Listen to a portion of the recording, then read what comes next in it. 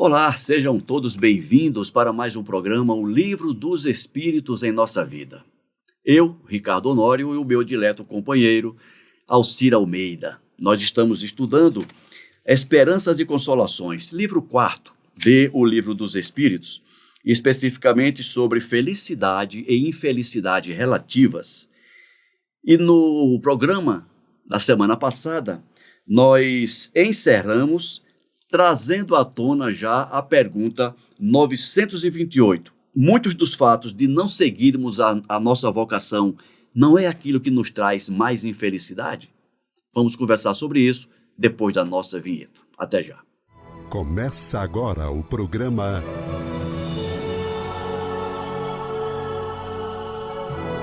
O Livro dos Espíritos em Nossa Vida.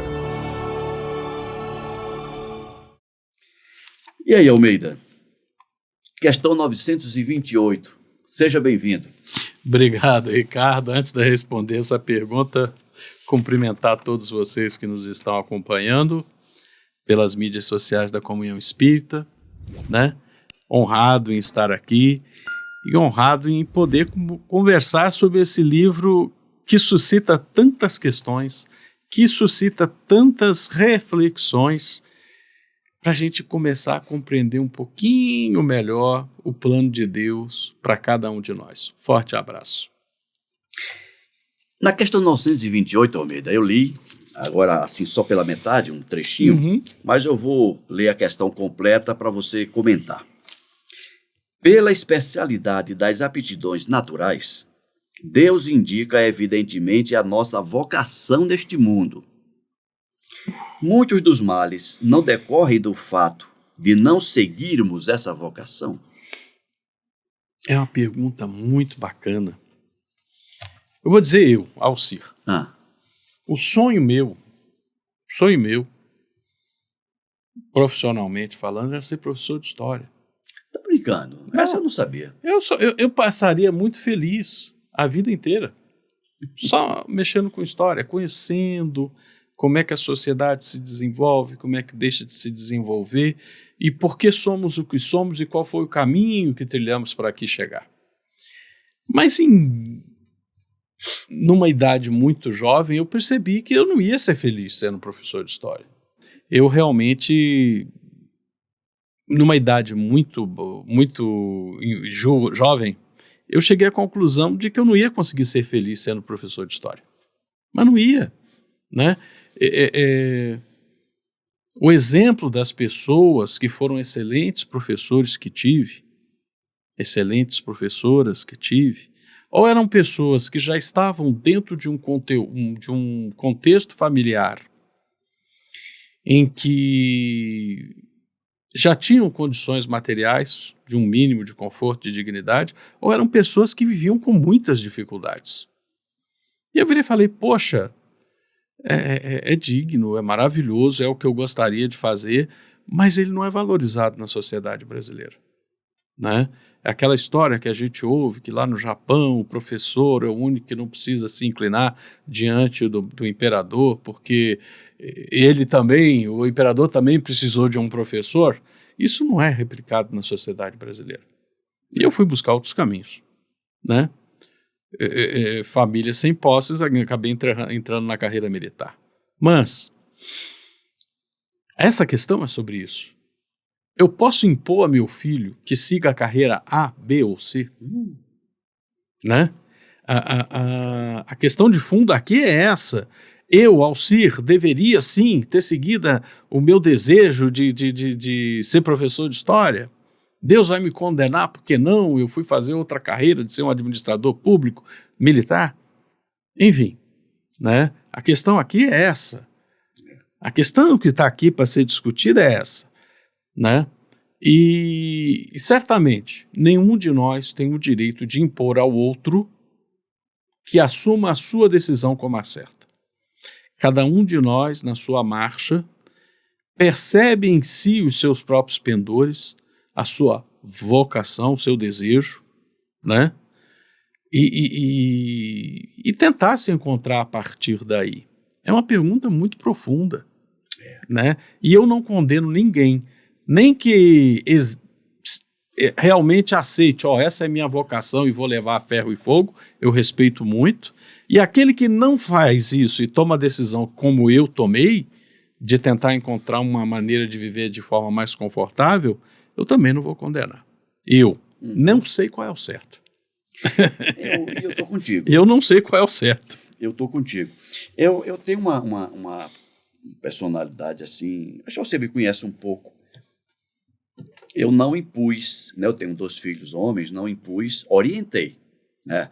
Olha, eu acho que se vocês forem por aqui, vai dar certo, né? Eu, como militar também, e obviamente os encaminhei para essa área. E por que eu encaminhei para essa área? Porque era o caminho que eu conhecia, né? Eu nunca iria orientá-los, olha, vai lá para o interior, comprar uma fazenda lá, porque eu digo, não, eu já fiz esse caminho e sei que não vai dar certo. Não deu, não foi. Deu um certo momento, mas depois não deu mais. Mas esse caminho aqui, olha, né? Um seguiu e o outro, por várias razões, acabou não seguindo. Mas você impor a alguém um caminho a trilhar é uma responsabilidade enorme. E essa questão é mais forte. Sei lá, existem famílias, não é o teu caso, muito menos o meu, né, de ter a tradição. Isso. Não, todos os homens dessa família seguem a carreira das armas. Todos os homens dessa família seguem a carreira do direito. Da medicina. Toda a medicina. E né? por aí vai. E por aí vai, do comércio. A questão é justamente essa, né? A questão de casta. A questão de casta é que felizmente foi vencida na sua superestrutura, mas ela ainda existe de certa forma. Né? E tudo alimentado, né, Alci, pelo orgulho e pela vaidade. Pelo orgulho de dizer, olha, o meu filho é isso, é aquilo outro. Meu pai não fazia muito gosto de eu entrar na carreira militar. Né? Mas eu acho que depois ele mudou de ideia. Não sei, não sei. Depois ele mudou de não ideia. Não sei, acostumou com a ideia. Acostumou com a ideia. Enfim. Mas é isso. Vamos ler a resposta? Pela especialidade das aptidões naturais, Deus indica evidentemente nossa vocação neste mundo. Eu queria fazer um outro comentário, Almeida. É Kardec que está dizendo que Deus indica. Mas será que é isso que Deus está querendo dizer mesmo? Pois é, né? Porque Deus nos dá livre-arbítrio. Essas aptidões nós trazemos das nossas experiências transatas. Eu não vou mais distante. A gente traz alguns dons, alguns talentos, porque muitos, por necessidades várias, são suprimidos. Né? Eu tenho a esperança de voltar para a espiritualidade e descobrir que eu sou um grande músico.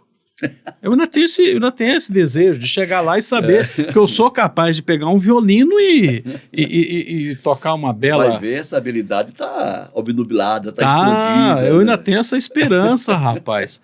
Porque realmente eu sou capaz de ouvir e perceber que uma nota está fora do lugar depois de muito estudo. Eu já estudei harmonia, já estudei um monte de coisa, já estudei teoria musical.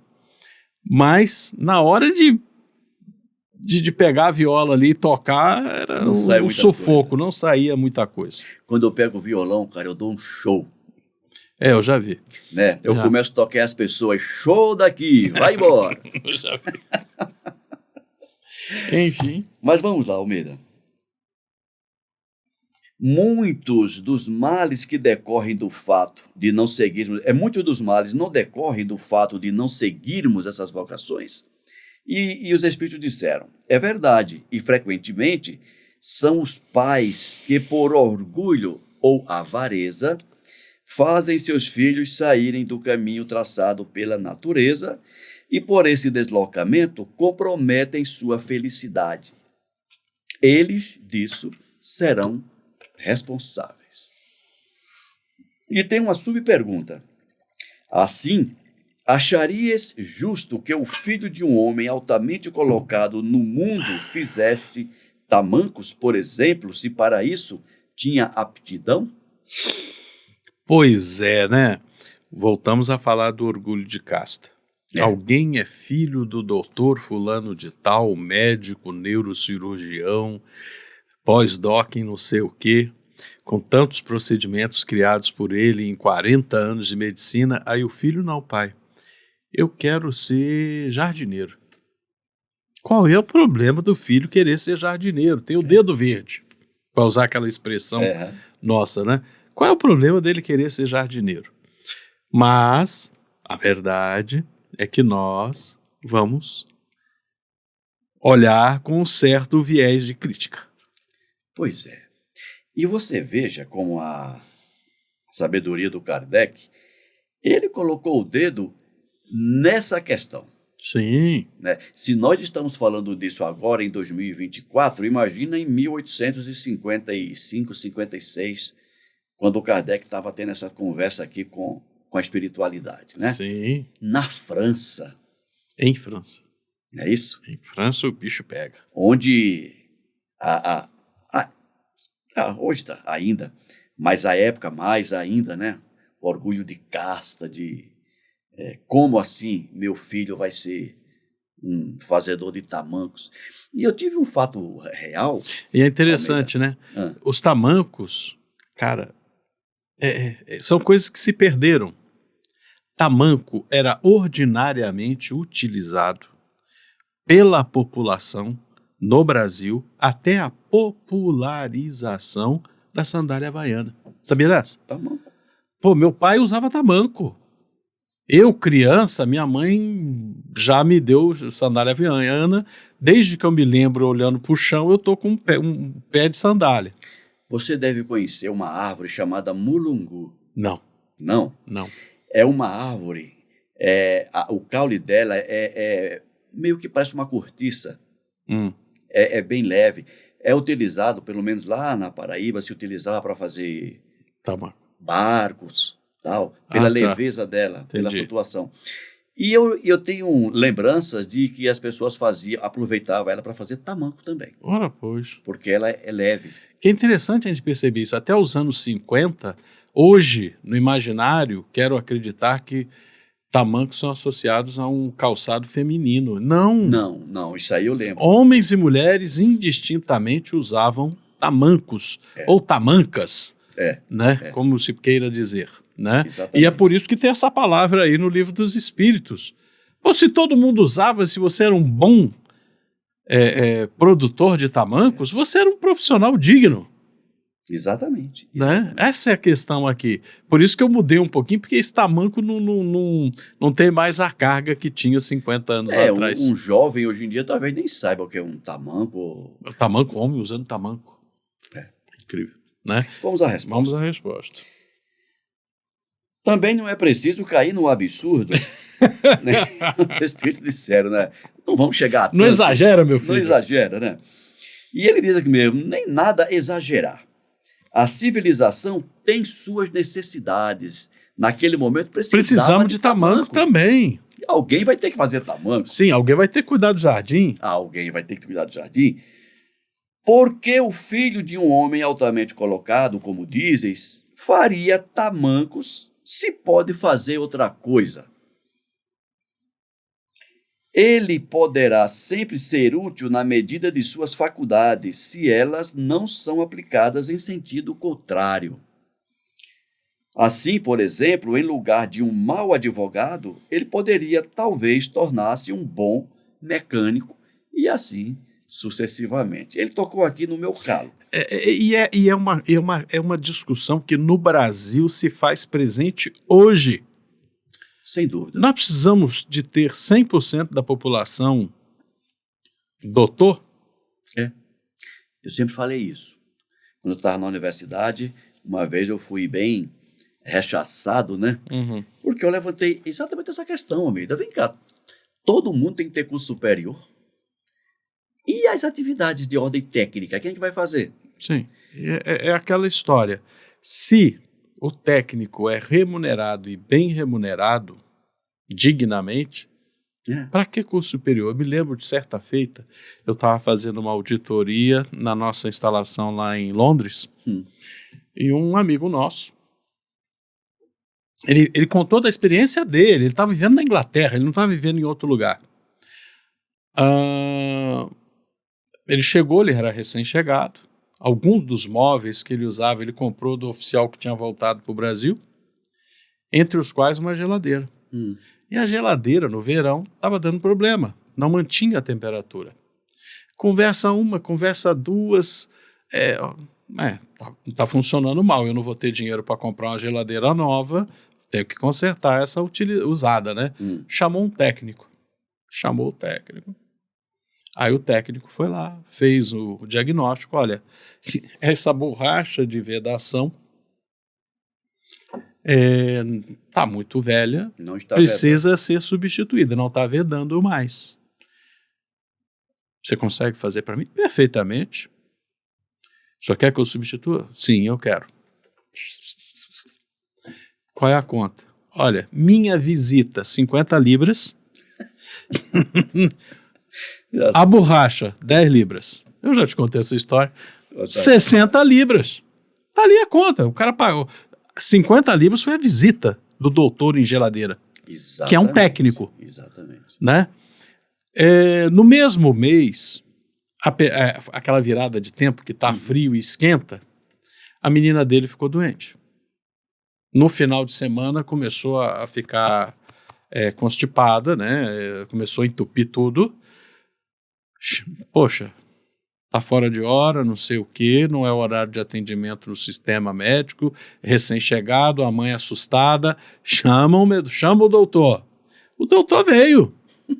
Olha, não, isso aqui é que ela está se adaptando, mudança de clima, vocês estão vindo do Brasil, tá aqui, não se preocupa, tá aqui a receita, vão aviar a receita lá e tá aqui a minha conta. Sim, doutor, quanto custa a sua visita? 50 libras. 50 libras. Poxa, você não precisa ser doutor para receber numa visita 50 libras. É verdade. Né? E nem o doutor precisa cobrar mais caro do que o técnico porque é só doutor. porque é doutor. Não. É, exatamente isso. Né? Exatamente A conta do médico ficou mais barata porque ele teve que ir na farmácia, porque o médico não tinha no bolso um remédio. Senão ele ia cobrar o remédio. Senão ele ia cobrar o remédio também. Né? Mas o técnico da geladeira cobrou as 10 libras da borracha que ele tinha lá nos apetrechos dele. Ótimo. E tem um comentário do Kardec aqui sobre vamos isso, lá. Almeida. O deslocamento dos homens fora de sua esfera intelectual é, seguramente, uma das causas mais frequentes de decepção. A inaptidão pela carreira abraçada é uma fonte perene de reveses. Depois, o amor próprio, vindo juntar-se a isso, impede o homem fracassado de procurar um recurso numa profissão mais humilde e lhe mostra o suicídio como remédio para escapar ao que ele crê ser uma humilhação. Se uma educação moral o tivesse elevado acima dos tolos preconceitos do orgulho, ele não seria apanhado de surpresa. É aquela história, é o que a gente está discutindo aqui de uma forma ou de outra. Cada um tem seus pendores, né? Expressos ou ocultos, né?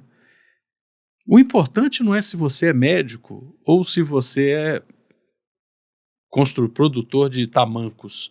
Se você é um jardineiro, um gari, se você é um engenheiro, não é importante. O que é importante é sermos todos, dentro dos seus talentos, úteis na sociedade.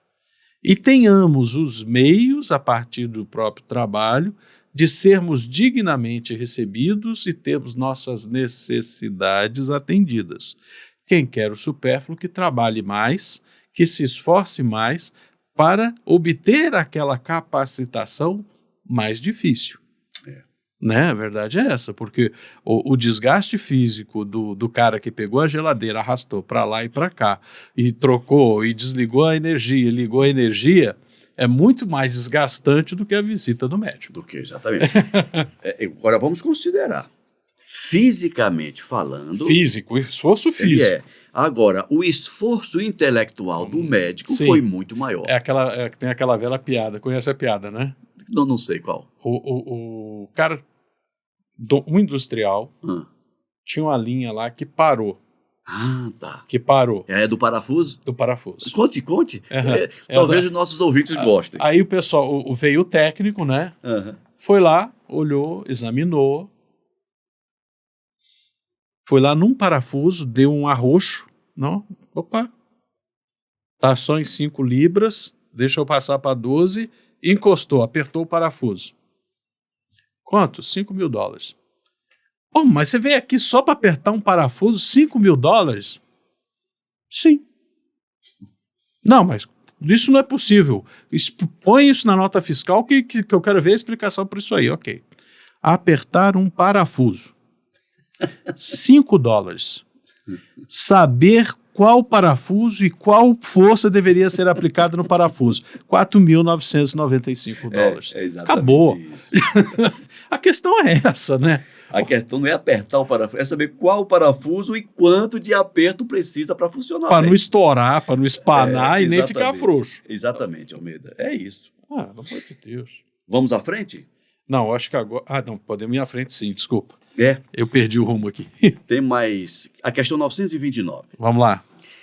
Há pessoas que, estando privadas de todos os recursos, nesse caso, mesmo que a abundância reine ao seu redor, não tem senão a morte por perspectiva. Que partido deve tomar? Devem deixar-se morrer de fome?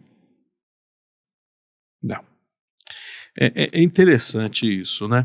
Interessante isso. 1900, nos anos 30. Desculpa. Eu estou pensando agora no nosso ouvinte. É que a pergunta, ela meio que parece que mudou de rumo na prosa que a gente vinha tendo, Uhum. né? Porque a gente está falando de aptidões. Isso. Então o Kardec disse o seguinte, ó, tem pessoas que estão privadas e que não têm aptidão nenhuma, que estão ali, não conseguem se encontrar, não conseguem, né?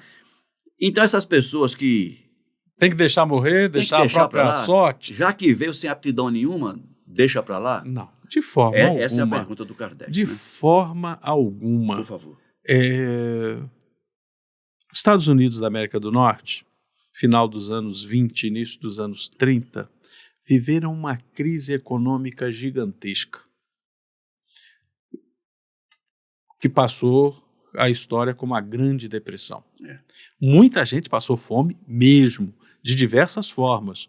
Tem uma foto famosérrima, 4 crianças numa escadinha assim de 4 degraus, a mãe em cima vendendo os filhos. Sério, amigo? Sério. Isso passou para a história. Passou para a história. Aí veio o Franklin Delano Roosevelt, ele criou o tal do New Deal, né? O que era o New Deal? Eu vou inventar obra, eu vou inventar coisa para esse povo fazer, né? Tinha uma situação, você não sabia fazer nada. Você recebia $1 para varrer folha seca no chão, na rua. Mas tinha que fazer alguma coisa. Você tinha que pegar na vassoura e ficar ali o dia inteiro varrendo nada para o lugar nenhum. Aí alguém perguntou para ele, mas vem cá, você não acha um desperdício você pagar para esse cara não fazer nada, não agregar nenhum valor para a sociedade? Ele virou e falou, estou agregando um valor para a sociedade, dignidade. É o que eu estou pensando. Dignidade, porque aquela pessoa era um nada. Ela se orgulha de ser um varredor de folha. Então, para resumir essa pergunta, para ser bem rápido, nós não podemos deixar os nossos para trás, porque poderia ser eu, pode ser o meu filho da encarnação passada ali, pode ser um irmão, pode ser minha mãe, pode ser minha irmã, minha filha. Ou podia ser eu. A gente tem que pensar, todos nós temos que andar juntos. Existem limites e o necessário tem que ser respeitado. Mas eu quero chamar a atenção, Almeida, para esse detalhe da dignidade. Sim. Em programas anteriores, nós abordamos a questão da esmola, etc. A esmola, acabou a dignidade. Ela é degradante, né? Tem aquela música do Luiz Gonzaga que eu nunca lembro, né? Envergonha o cidadão ou torna ele um sem vergonha. E interessante que a esmola, ela nem sempre ela vem com esse nome. Não. Eu estou te dando uma esmola. Ela vem com outros subterfúgios, eufemismos. Eufemismos, né? Mas o fato é sempre que você recebe algo Sem ter uma contrapartida? sem uma contrapartida, é como que se você estivesse se vendendo. Se você não está dando nada em troca, a troca é você. Você está sendo, de alguma forma, comprado. No momento que você recebe algo e diz assim, tá, o que é que eu tenho que fazer para Fazer jus a... fazer jus a isso? Não, você tem que varrer isso aqui, né? Ah, mas não tem folha. Varre de novo. Varre de novo. Eu lembro, Almeida, lá na Paraíba, estava lá ainda, tinha um programa do governo, cara, que eu não lembro o nome agora, mas o governo fazia isso. Sim, o cara pegava uma enxada e ia construir estrada. Eram estradas, eram açudes, né? Sim. E eu lembro algumas críticas que eram feitas àqueles trabalhos. Os açudes que essas pessoas fazem, a primeira chuva que chega leva. Ok. Melhor seria que não levasse, Melhor mas... seria que não levasse. Mas aquelas pessoas podem dizer, levou porque Porque tinha. eu não sei fazer melhor do que isso, mas eu fiz o que eu podia fazer. O que eu era capaz de fazer, eu fiz, né? E fica aqui essa lição para a gente que já despertou para essa questão da dignidade, porque nem todo mundo despertou para isso ainda. Alguns ainda acham que o fato de estar recebendo de graça é porque eu sou mais esperto. Não é mais esperto, não. Você não despertou ainda. Você é um escravo. Você é um escravo. Só não percebeu de quem e por quê. Exatamente. Só não percebeu ainda, mas você é um escravo. Não é isso? Vamos mais uma? Não falta a resposta, né? Vamos ler a resposta porque o tempo está rugindo. Não se deve jamais ter a ideia de se deixar morrer de fome. Encontrar-se-á sempre meios de se alimentar se o orgulho não se interpuser entre a necessidade e o trabalho.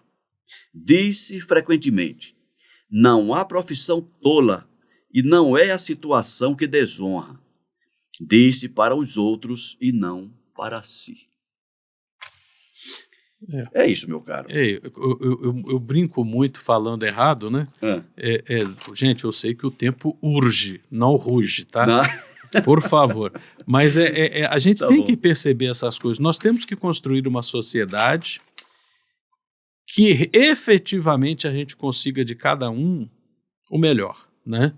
E cada um possa desenvolver seus dons no dia a dia e produzir aquilo que seja útil para a sociedade e seja o suficiente para dar dignidade para todos. É uma solução que nós ainda não encontramos. É isso. Meu amigo, vamos parar por aqui. O tempo já rugiu. Já rugiu, já fugiu, que não tem mais. Semana que vem a gente se encontra. Um abraço, Almeida. Abraço, Ricardo. Abração para cada um de vocês. Se gostaram, deixa o ok. Não gostou, reclamem, façam sua crítica, porque aqui a gente está para fazer um trabalho que agrade a vocês e que transmita da melhor forma o Livro dos Espíritos. Forte abraço. A gente se vê na próxima semana. Até lá.